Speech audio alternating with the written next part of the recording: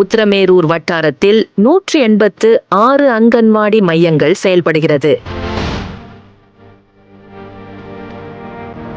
உத்திரமேரூர் வட்டார வளர்ச்சி அலுவலகத்தில் முன்பருவ கல்வி பயிலும் குழந்தைகளுக்கு சீருடை வழங்கும் விழா.